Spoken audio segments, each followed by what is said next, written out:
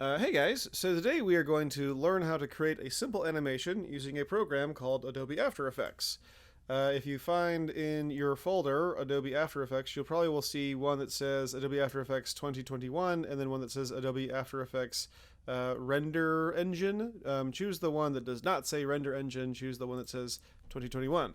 Much of the same way as Adobe Premiere, Adobe After Effects is a simple timeline-based editor that can be used for editing film, but is mostly used for editing things like special effects or motion graphics. When you see this little splash page, you will most likely not have any recently made files. You'll just click on New Project, and you'll see this screen right here. So the first thing, let's before we start anything else, let's take a look at this workspace. I'm going to go over here to Window, Workspace, and I'm going to make sure Default is set, and I'm going to press Reset Default to save layout. And if you don't see the same thing I'm seeing, let me know, and we can help you get situated here. All right. So this workspace, like you can see, is set up in the same way as Premiere is to a certain extent. We've got our little preview window over here, and we've got our timeline down here. We've got a list of little layer names over here. We've got sort of a bin where we keep all of our project ingredients, and then over here we've got an array of little tools and presets and stuff. So let's start off by pressing New Composition, and let's call this one After Effects 1 Basic Animations. And we're going to create this as a 500 pixel by 500 pixel little frame here. So it's going to be smaller than most video frames we see. Make sure the pixel aspect ratio is set to square pixels, and let's keep the frame rate at 60 frames a second.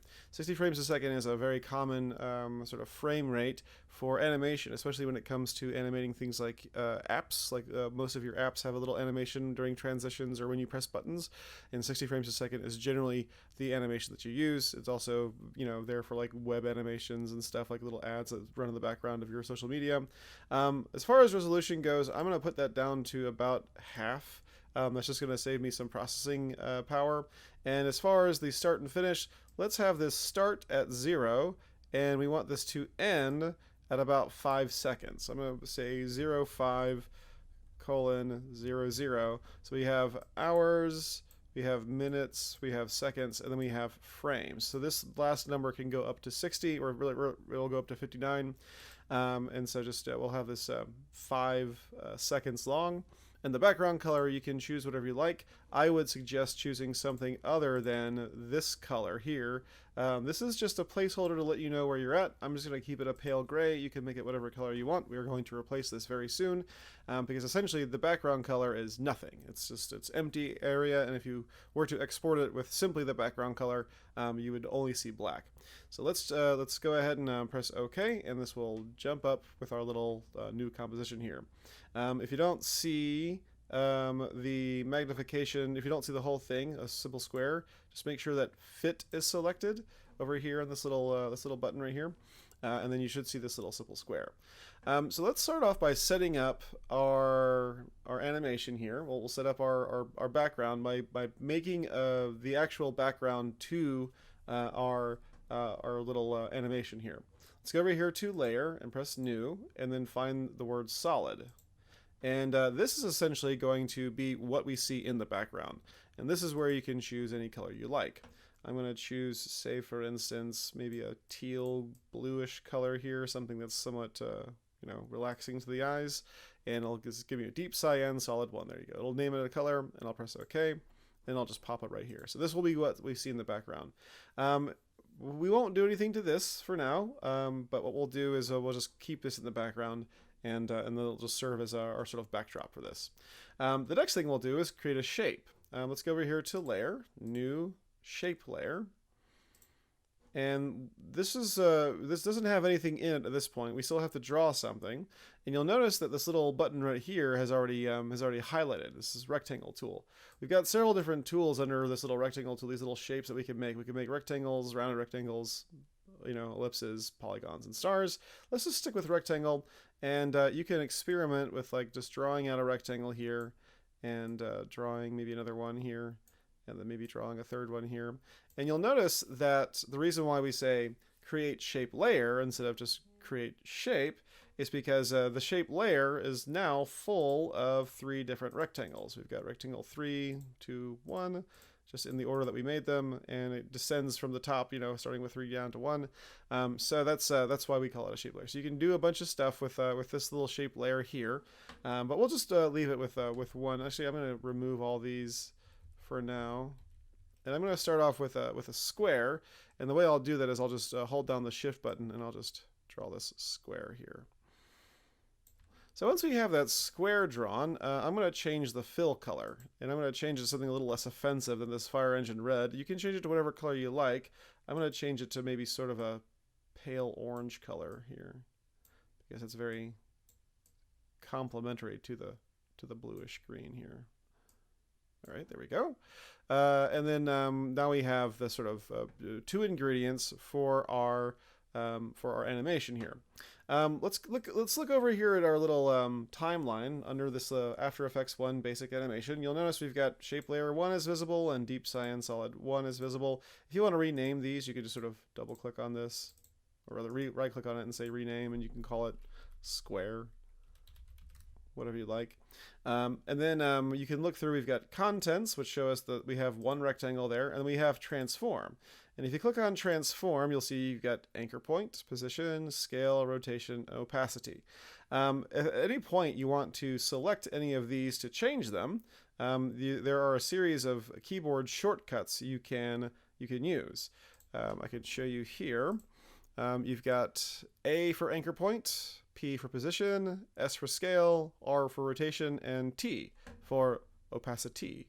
I'm not sure why they chose that. I think O does something else, but don't worry about it for now. So what we want to do is we want to make sure our anchor point is centered inside the square. And the reason why is because if we were trying to rotate this, it would rotate wherever this anchor point is. This would be like the fulcrum that it rotates around. So if you watch this rotate, you can see it's spinning around. It's like sort of orbiting the little anchor point there. So I'm just going to undo that. So there's a variety of ways we could do this. If I were to sort of move this around, you can see like the anchor point is being, is holding still, but the shape itself is moving. And you can kind of adjust this to where it needs to go. You can also go over here to this tool right here, this the letter Y on the keyboard, and you can kind of move this wherever you want it. I would say the easiest method of getting this anchor point centered in your square, though, is to simply go over here to Layer, Transform, Center Anchor Point, and Content, and Layer Content. And now, if we were to choose this little rotation, we could just sort of see it spin, and it's spinning as if it's actually spinning on a little axis in the very center of the square. So once we have our square with the anchor point in the center, let's begin our animation. We're going to start by animating along the position keyframes here. So let's go ahead and collapse this. And I want to make this as simple to look at as possible. So I'm going to click on my square, and I'm going to hit the letter P on the keyboard, which is going to bring up my position.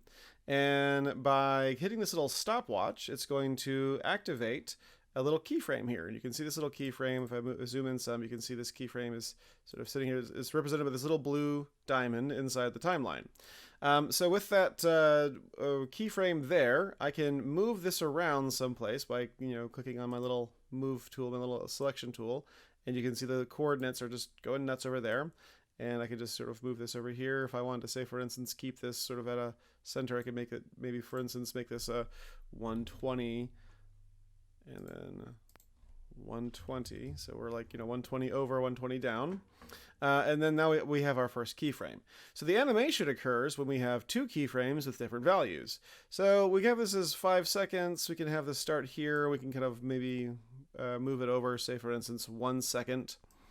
Let's go over, maybe we'll go over like 1 second. So that's 60 frames. So here 1. So we can find our 1. We can see on our timeline over here we're at 1.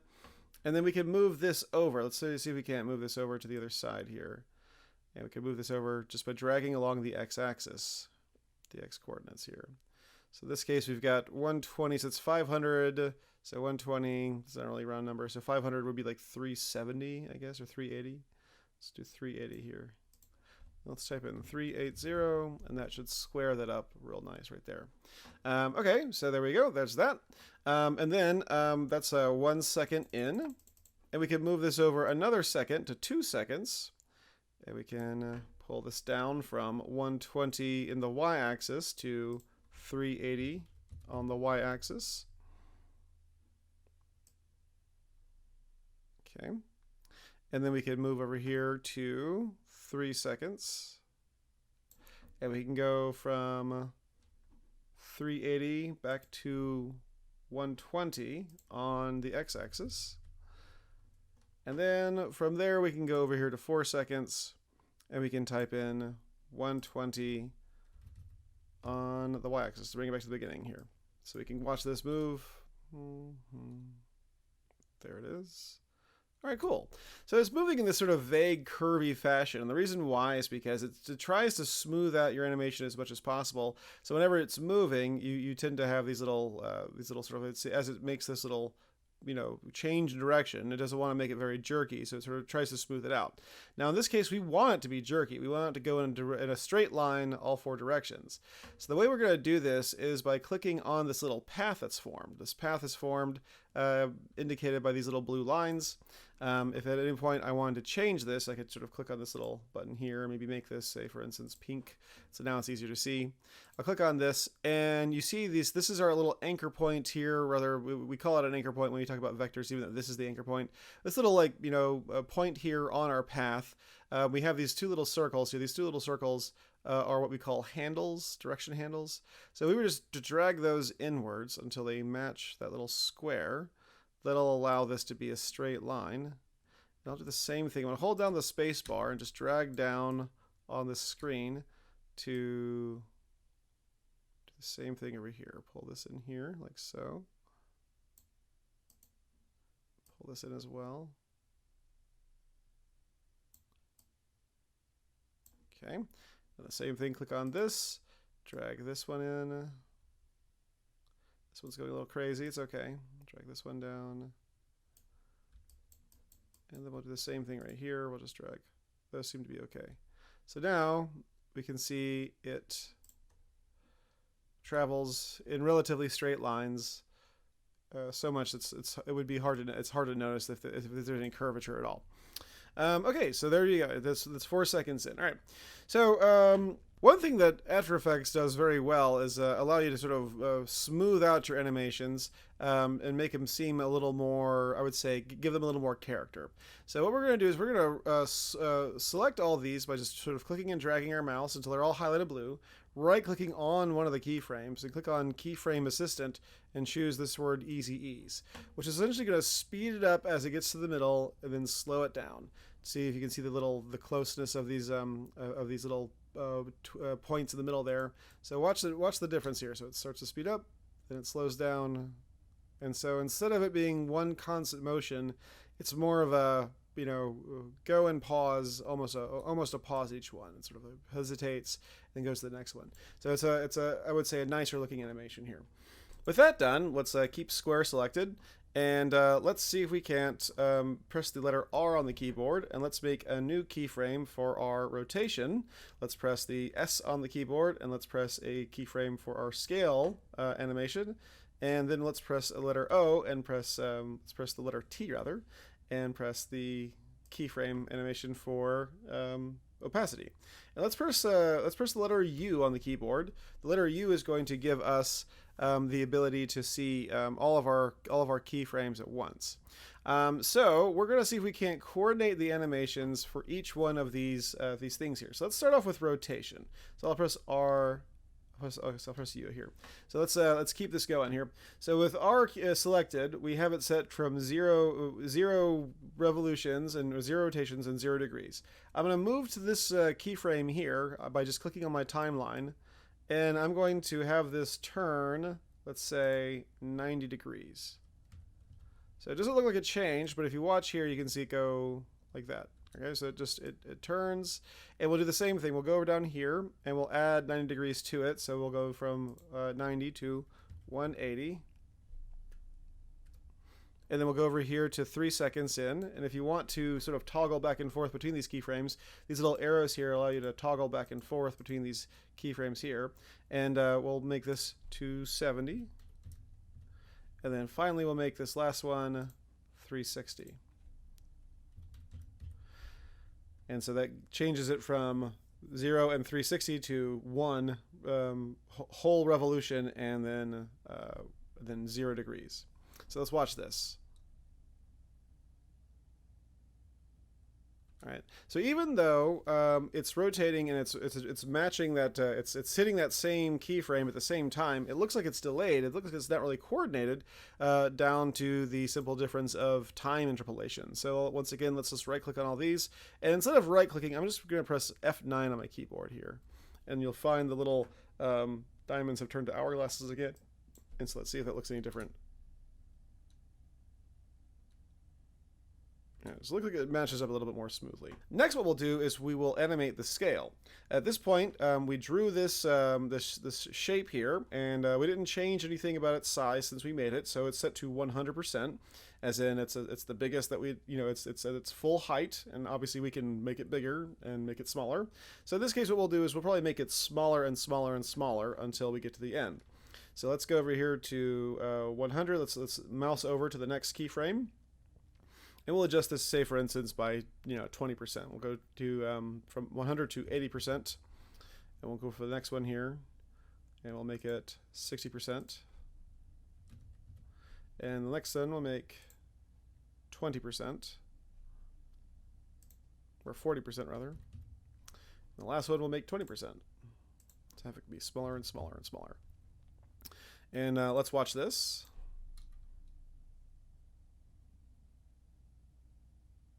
Okay, so once again, this is sort of constantly shrinking, and so in order to match it all up, we could just select all of these keyframes here, and once again press F9. Let's try it again here.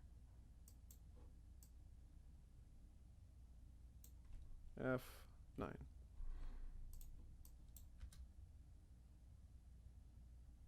So it's hard to notice the difference there, but it's definitely there.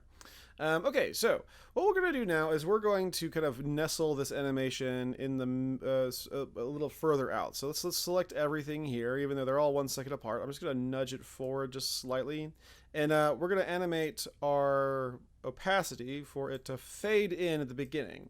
So we'll have it hanging out here, and I've nudged this forward about, say, 7 frames or 8 frames. That's about a quarter of a second, so that's long enough to be leaving your audience waiting here. And I'm going to make another keyframe here with opacity on this first keyframe, just so it's fully visible at 100% opacity. Let's go back to the beginning and change it to 0. So now it's gone, and it fades in, and then it begins to move. And then once it hits the end, I'm going to pause it. And I might actually have it disappear fully by the time it reaches the end. Or I might just have it fade out. So we'll just go new keyframe here, and then we'll just mouse forward to like the last little bit, maybe like 8 frames ahead. If you want to nudge it forward a couple of frames in the timeline, you press page down. So 1, 2, 3, 4, 5, 6, 7, 8. And then we'll just press a new keyframe and make it 0. Let's watch this. Okay, so there we go. So there's our first animation. Before we end this, let's do one last thing. We're gonna make a text layer, and we can go over here to Layer, New, Text, and you should see a little cursor appear there. And let's just type our name. I'll type my name, Mr. Lobello. You can choose whatever font you want. I'm going to keep mine this little RuneScape UF here. And then let's see if we can't move it to the center. So the first thing we're going to do is we're going to go to Layer, Transform, and center the anchor point in layer content. I'm going to make this a bit bigger first of all. Let's go to S for scale and just size this up slightly. And let's find the toolbar on the right and click on this button that says Align. And so I'm going to align this to the composition. I'm going to make sure I align it horizontally and vertically. And we'll do the same thing here. We'll click on this. We'll press T for opacity, and we'll make a new keyframe. And then we'll maybe move this to appear after the square disappears. And we'll just sort of lay it right there. And then we can just move forward, say for instance, 8 frames. Then have it appear, new keyframe here, and this keyframe will have the opacity be 0, and there we go. So it sort of fades in. We can maybe make it last a little longer here. There we go. So let's watch this full animation from start to finish. There we go. Very simple stuff. To wrap this up, what I can say is this: most everything in the that you create in After Effects, if you can think of an attribute of it, like for instance the color, the roundness of the corners, the thickness of the stroke, whether or not there's a shadow, any number of things, like how close it is to the camera, if it's got a 3D spin to it, almost everything can be animated in After Effects.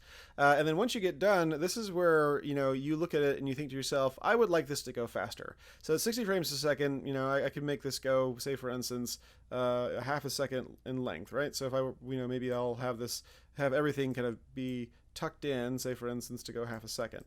So let's think here. This goes over here, 30 frames or so. And just move everything closer together and see how that looks.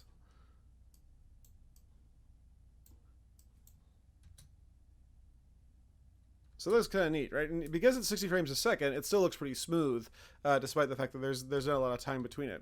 I'm going to keep it though at 1 second, per turn, and you can make it as fast as you want to make it. But in the meantime, let's go ahead and export this. So the last thing we got to do is export it. So I click on File, Export, and we're going to add to Media Encoder Queue. The Media Encoder Queue program is going to pop up. It's going to take a second for it to fully, populate here. And once it's there, if you give it a second, the project we were just working on is going to appear here. So the first thing we want to make sure we're doing is exporting it as an H.264, which is the MP4 codec. Choose high bitrate. That's fine. It's only 5 seconds long. It's very small. Click over here for output file and make sure you're saving it into something like your downloads and call it After Effects 1 Basic Animations, and then press save. And then what we'll do is we'll just press play. And this will export the animation, and once that's done you can click on this, and this is the file you are going to put into your D2L.